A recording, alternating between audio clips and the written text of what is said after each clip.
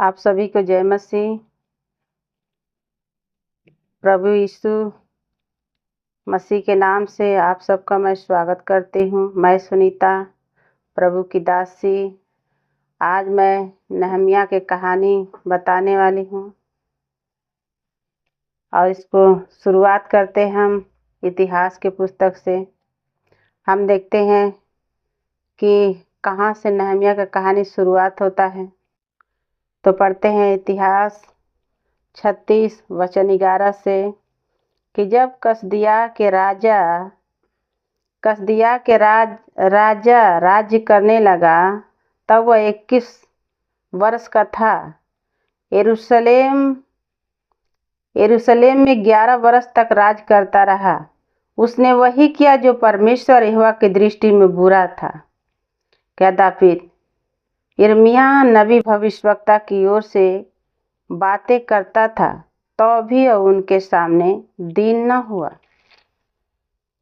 हम देखते हैं कि यिर्मयाह नबी परमेश्वर की ओर से बातें करता था, समझाता था, लेकिन तब भी वो उनके सामने दीन नहीं हुआ। वो तब भी परमेश्वर के सामने बुराइयां करता रहा।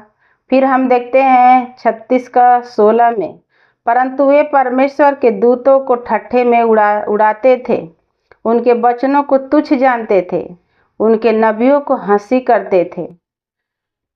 यहोवा अपनी प्रजा पर ऐसा झुलझुला उठा कि परमेश्वर क्रोधित हुआ। परमेश्वर हम देखते हैं कि झुलझुला उठा और एक ऐसा राजा नियुक्त किया जो उनके बस में कर दिया। अब वो राजा क्या करता है? हम देखते हैं कि राजा उनके ऊपर चढ़ाई करता है। राजा उन लोग को क्या करता है? बंधुआई में बांध के घसीट के ले जाता है और फिर कहता है 19 में कि उसने कसदियों ने परमेश्वर का भवन फूंक दिया और यरूशलेम के सरपना को तोड़ डाला और उनको सरपना को आग लगा दिया। हम देखते हैं कि परमेश्वर के भवन को लोग फूंक देते हैं, जला देते हैं। और जो राजा परमेश्वर नियुक्त किया, जो उन लोग के ऊपर शासन करने के लिए, वो राजा उन लोग को बांध के ले जाता है, उनके बाल बच्चों को तलवार से घात करता है। फिर हम देखते हैं कि वो लोग इस प्रकार 70 वर्ष बंधुआई में थे और 70 वर्ष वो लोग रोते रहे, विलाप करते रहे, स्वर्ग को परमेश्वर को पुकारते रहे। फिर हम देखते हैं कि नबूकदनेस्सर राजा के समय से लेके राजा कुशरू के समय तक वो लोग रोते रहे, विलाप करते रहे। लेकिन जब राजा कुशरू जब परमेश्वर के सामने राज करने लगा, तो परमेश्वर उसके मन में अपना प्रेम डाला।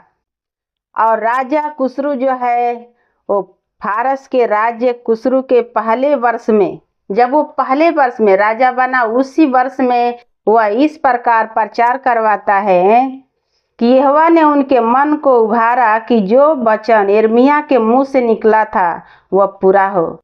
इसलिए उसने अपने समस्त राज्य में यह प्रचार करवाया कि इस आशय की चिट्ठियां लिखवाई, फारस का राजा जो कुशरू कहता है कि स्वर्ग का परमेश्वर यहोवा ने पृथ्वी भर का राज्य मुझे दिया है, उसी ने मुझे आज्ञा दी है।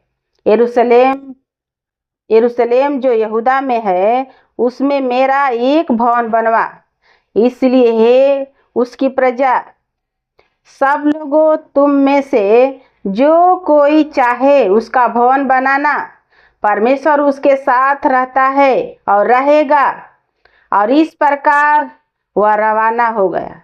हालेलुया। फिर हम देखते हैं कि परमेश्वर जो है, ये लोग का रोना, ये लोग का बिलखना, ये लोग का कराहना सुना और परमेश्वर राजा कुशरू के मन में अपना प्रेम डाला। राजा कुशरू जो है एक चिट्ठियाँ लिखवाई और पूरे राज्य में बंटवा दिया। पूरे राज्य में कहता है परमेश्वर जो है अपना पूरा समस्त राज्य मेरे हाथों में दिया है और यह मुझे आज्ञा दिया है कि जो कोई परमेश्वर का भवन बनाना चाहे, परमेश्वर यहोवा उसके संग रहेगा। इस प्रकार वह प्रचार करवाता है। फिर हम देखते हैं कि इतिहास के पुस्तक में कुशरू राजा ये बात कह देता है, लेकिन फिर तभी भी कोई तैयार नहीं होता है। इस प्रकार एक और राजा हुआ जो एजरा कहलाता है।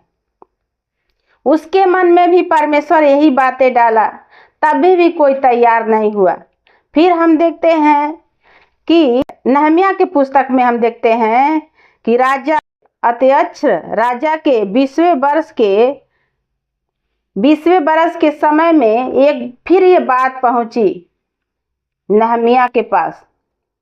और नहमिया जो था एक नौकर के समान था, वो राजा का प्याऊ था, लेकिन परमेश्वर का वो भी दास था, परमेश्वर का भय मानता था। क्योंकि हम देखते हैं कि जब 70 वर्ष वो लोग के बीत जाता है बधुआई में, तो देखता है नहमिया देखा कि बधुआई में से कुछ लोग आए हैं, तो उनसे वो हाल चाल पूछता है कि जो बचे हुए लोग हैं उनका क्या समाचार है। 2 से हम देखते हैं कि तब हनानी नामक एक मेरा भाई और यहूदा से आए हुए कई पुरुष आए, तब मैंने उनसे उन बचे हुए यहूदियों के विषय में बधुआई से छूट गए थे यरूशलेम के विषय में पूछा। नहमिया पूछता है, यरूशलेम के विषय में पूछता है, बधुआई के लोगों के बारे में पूछता है। उसने पूछा, उन्होंने मुझसे कहा जो बचे हुए लोग बधुआई से छूटकर उस प्रांत में रहते हैं वे बड़ी दुर्दशा में पड़े हैं। उनकी निंदा होती है क्योंकि यरूशलेम की फाटक सरहपना टूटी पड़ी है। हालेलुया। हम देखते हैं कि वो बोलता है कि वहाँ का क्या समाचार है। वो लोग बताते हैं कि जो लोग बधुआई से आए हैं उनकी बड़ी दुर्दशा हो रही है, उनकी निंदा हो रही है, लोग उनको ताना मारते हैं क्योंकि उनका घर नहीं है, उनकी कलेसिया नहीं है, उनके गांव में सुख शांति नहीं है, वो लोग बड़ी दुर्दशा में पड़े हैं, वो लोग विलाप कर रहे हैं। और जब ये बातें सुनता है नहमिया, तो 4 में हम देखते हैं कि ये बातें सुनते ही नहमिया कहता है मैं बैठ के रोने लगा और कितने दिन तक स्वर्ग के परमेश्वर के सामने मैं विलाप करता रहा और प्रार्थना करता रहा। क्या प्रार्थना करता रहा? क्योंकि कहता है 5 में, हे स्वर्ग के परमेश्वर यहोवा, हे महान भाई योगी ईश्वर, जो अपने प्रेम रखने वाले और आज्ञा मानने वाले के विषय में अपनी वाचा पालता है, उन पर करुणा कर। नहमिया कहता है, हे प्रभु, तू जो अपने प्रेम रखने वाले और अपनी आज्ञा मानने वाले पर तू प्रभु जी वाचा को पालता है, उस पर करुणा कर, उन पर दया कर। क्योंकि तेरा लोग जो है बधुआई से आए हैं, उनका घर नहीं है, उनका कलेसिया नहीं है, वो लोग के ऊपर सताव हो रहा है, वो लोग को लोग निंदा कर रहे हैं। और इस प्रकार मुझे बहुत दुख हो रहा है ये बातें सुन के। वो बैठ के रोता है, स्वर्ग के परमेश्वर से उपवास करता है और स्वर्ग के परमेश्वर के सामने कहता है कि हे प्रभु, अगर तेरी इच्छा हो तो मुझे प्रभु ये राजा के मन में ऐसी प्रेम भर दे कि राजा से जब मैं मांगूं कि मुझे अपने गांव जाने दो, सरहपनाह बनाने दो, तो राजा मेरे बात को सुन ले। फिर हम देखते हैं कि नहमिया इस प्रकार जब उपवास किया और प्रार्थना किया और परमेश्वर के वचन के अनुसार जब राजा के पास जाता है, तो राजा उसका मुंह देखता है और नहमिया से कहता है कि हे नहमिया, तू तो रोगी नहीं है, तू तो बीमार नहीं है, फिर भी तेरा मुंह क्यों उतरा है? नहमिया कहता है, हे प्रभु, क्यों नहीं मेरा मुंह उतरा रहेगा? क्योंकि मेरा भाई, मेरा बंधु, मेरा लोग जो है बधुआई से आए हैं, उनका घर नहीं है, उनकी कलेसिया नहीं है, सरहपना जल गया है, उनका निंदा होती है, मेरे भाई बंधुओं को निंदा होती है, तो मेरा मुंह क्यों नहीं उदास होएगा? फिर राजा पूछता है, तू क्या चाहता है? फिर नहमिया कहता है, हे प्रभु, यही कि मुझे अपना गांव जाने दे और बधुआई से जो लोग आए हैं उनका मैं शहर बनाऊं, कलेसिया बनाऊं। नहमिया इस प्रकार कहता है कि राजा और राजा का पत्नी जो थी उसके पास बैठी थी, वो दोनों लोग मान लेते हैं।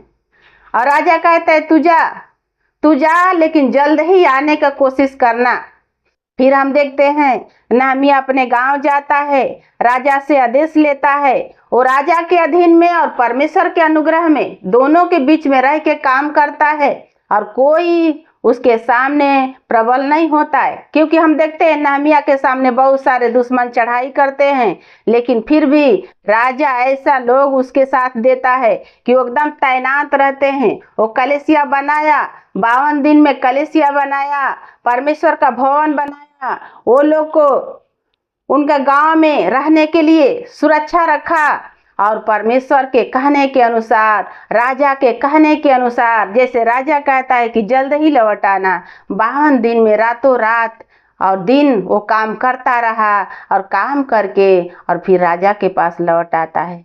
तो बाइबल कहता है अगर हमें कुछ भी काम करना है, कुछ भी काम करना है तो नीति वचन में लिखा है कि संपूर्ण मन से परमेश्वर पर भरोसा रखना और पहला स्थान देके कुछ भी करना, तो यहोवा तुम्हारे लिए सीधा मार्ग निकालेगा।